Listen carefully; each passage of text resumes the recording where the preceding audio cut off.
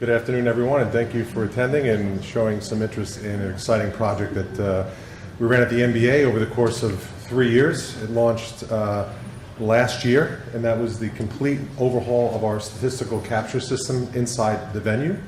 One of the major things before I get into this slide that we wanted to accomplish was we wanted to improve the speed of the data being captured courtside and the accuracy of that data. We also wanted to make sure that the data is being handed off, particularly for the in-venue folks here, to those folks that are inside the arena, the broadcasters, the PR folks, etc., and give them the tools to receive this data in real time and be able to have all that actual information, whether they're on television or they're displaying it on video boards and so forth. So I'll take you through what we did. There's really, I'm oversimplifying this, but there's two parts to what we did. The first part is, for those who aren't aware, the NBA is connected by, all 29 arenas are connected by a 10 gigabit network, which we move video in and out into Secaucus for our replay environment as well as for content production. So we highly wanted to take advantage of this network to move the speed of data being introduced from courtside back into the arena as well as back into Secaucus, New Jersey, where we're based out of.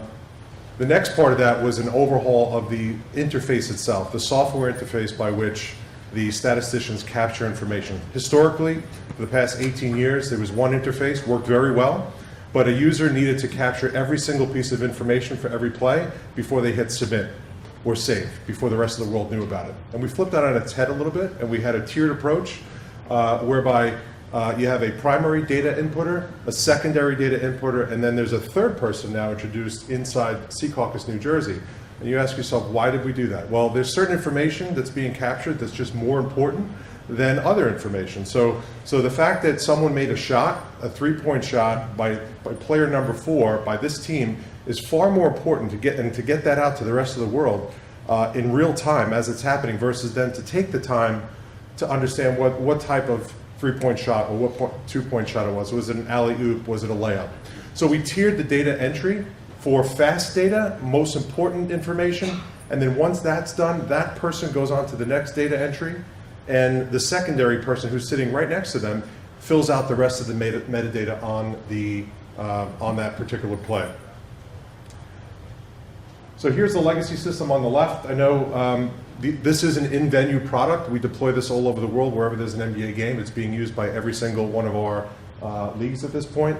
The one on the right, you'll see we have a full court. It's certainly a little bit more modern. The most important thing to note here that it's all transactional based. So as the users are entering information, it is disseminating that information out to the world. We're not waiting. It's happening in real time. Behind the scenes, another big push of change of technology is a high-speed messaging layer, much like you would see on a Wall Street trading platform between the various exchanges.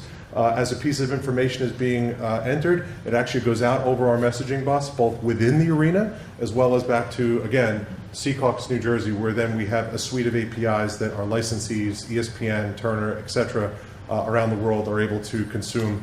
I should mention also Sport Radar, who's our official distributor of statistics. To give you a little bit of flavor for this, again, this is the interface. So this is now what all of the NBA games are being statted by. It's all connected with the TSO clock and so on. But if you were to hit, I think there's a video here. How do I click that? Can you click that? Yep. So you'll actually just see very basic. Sorry for the clicking noise. It's essentially a made shot by number 4. In this case, we're actually putting in whether it was a jump shot or not. But behind the scenes, all the data, even as minute as it might be, is going out everywhere. We're not waiting. It's happening intra-entry. So this is now the interface that's being used. It's been rolled out. It's on a tough book in each one of the arenas. Along the right-hand side, rather, you'll actually see a cookie trail of events. So one could go back in and make changes if there's an edit on a particular record or a correction being made. It's important to note here, though, that there is there's 4 people in the arena. 2 are actually doing entry. 1 is the primary person doing the keeping up with the game. As those data sets are being entered, it then goes over to a queue of data entry for the secondary person, as I mentioned earlier. The third person, or the tertiary as we like to call them, is actually now in a newly formed room in Secaucus, New Jersey, on network, who's able to talk with the statisticians courtside over IP, as well as see data being entered via this interface remotely. We have a tech support person there to help them out. We also have another basketball operations person, an expert in basketball, with video tools for replay right in front of them. And why is that important?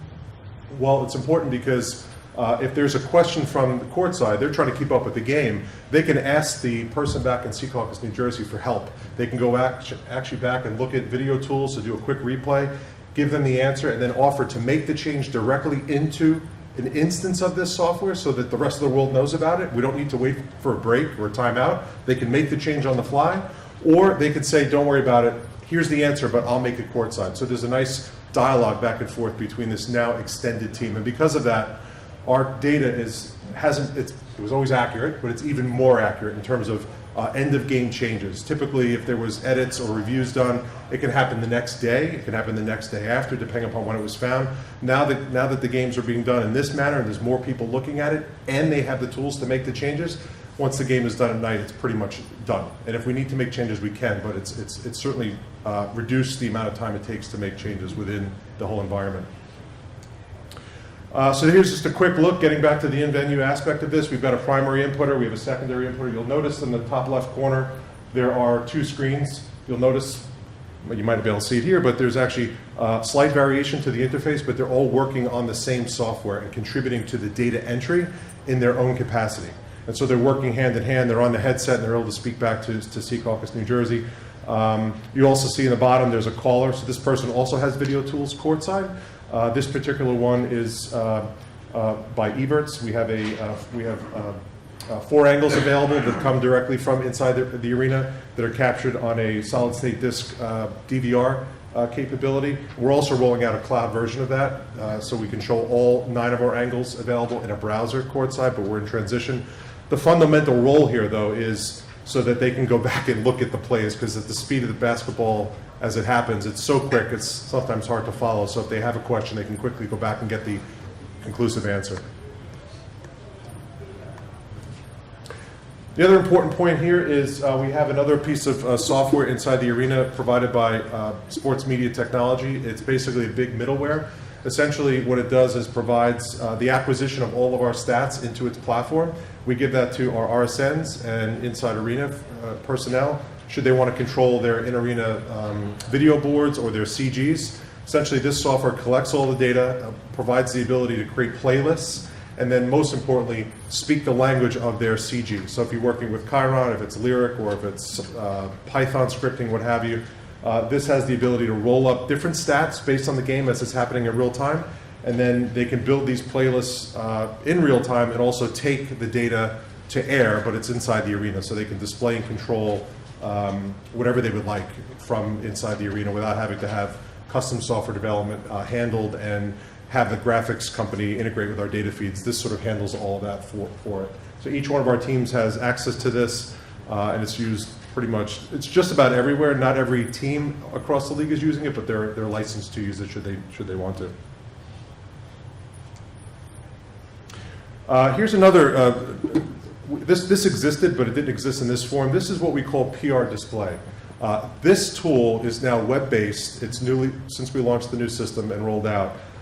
There's 2 web servers within each arena that subscribe to our data feeds, and then this interface that was designed by our data and analytics team actually rotates through and gives real-time information to coaches, their staffs, as well as PR broadcasters. So they have all that information directly in front of them in real time. They can customize the look and feel of it. They can customize what they see, but essentially this is real time as it's happening. There's no delay whatsoever. Little pieces of information, much like a trading platform, will actually update as different stats and players hit different thresholds. They'll have that information at their fingertips, and we even light it up to let them know that there's an indicator that something's changed. They want to cover that on television. They can also print out a series of different reports that the coaches pass out during quarter breaks and so on. They can generate a nice PDF to their local printer, so it's completely sort of integrated within their environment. The prior system was basically a scan convert of a CRT, and that's really all you can get. You couldn't really interact with it. So while some teams still have that mode of just read-only and it cycles through, oftentimes you'll see them now with more of a kiosk environment where it's essentially an IP in a browser that you can type up and get access to the PR display. It's all read-only. And again, I think the key here for all of you on our behalf is the faster we can disseminate information, have it be more up to date, that was the important point. And then the easier we can make it for other systems to receive it and display it to the fans in the arena was even a secondary, more important point. And we spent a lot of time to make sure that happened properly before the season started.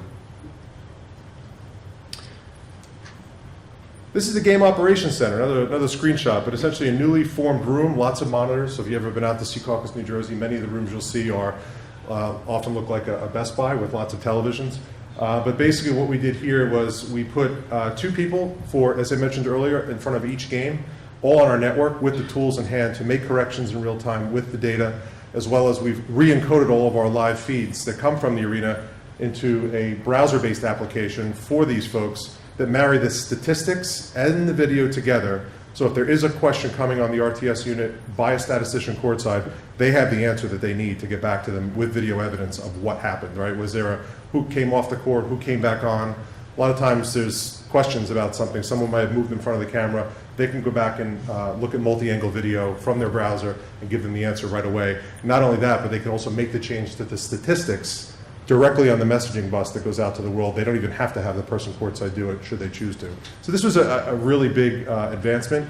And if you ever come down to do a tour of our New Jersey facility, this is an exciting room to be in because you see all the games going on and all the activity that's there.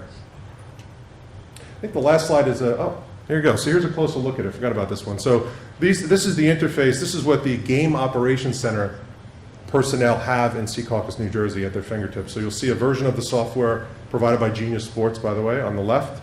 And on the right, we have a homegrown application that we customized that allows each and every person in our building to have access to all of that multi-angle, that multi-view on the right, and to be able to pick up what video angle they want to look at. And then even further down below, you'll see all the statistics coming in married to the video, so they can very easily click on a video icon and get to the answer. So we've given them a lot of tools to be able to look back and forth at this that didn't exist before. Here's another view of that. You'll actually see the person on the left-hand side here who's following the game in best operation. On the right-hand side, you have a Genius Sport technical professional who's actually helping set up the game before it happens. They'll actually do test games before the game starts and to answer any questions they may have, or even failover should we need to. We have the capability now to go from primary, secondary, and now the Game Operations Center even has the ability to take over starting the game completely should we lose connectivity in the arena, or there's something that goes wrong with the laptops. And it's happened on 2 different occasions where we lose the switch courtside, where there's no connectivity back to Secaucus. The 2 statisticians continue to stat the game, but in order to keep the score up to date around the world, the person in Secaucus actually puts the basic information within the system so that all of our licensees around the world are still getting the basic box score and the fundamentals of basketball. Once connectivity is restored, all the data publishes back over the messaging layer and updates everything that person in Secaucus did in a failure over mode. So we've got a lot more capability than we had before, and it's actually working out quite nicely. Last but not least is a bit of an eye chart. I had this in here just in case there was some questions there, but I would open it up to all of you. If there are any questions that you may have about what we did, how you guys are currently using our feed within the arena, or you're doing something very similar, or if there's any questions you may have at all, I'll open it up. All right. All right, guys. Well, if there are any questions further than this, I will be in the back of the room for the rest of the session. I appreciate everyone's time, and thank you very much.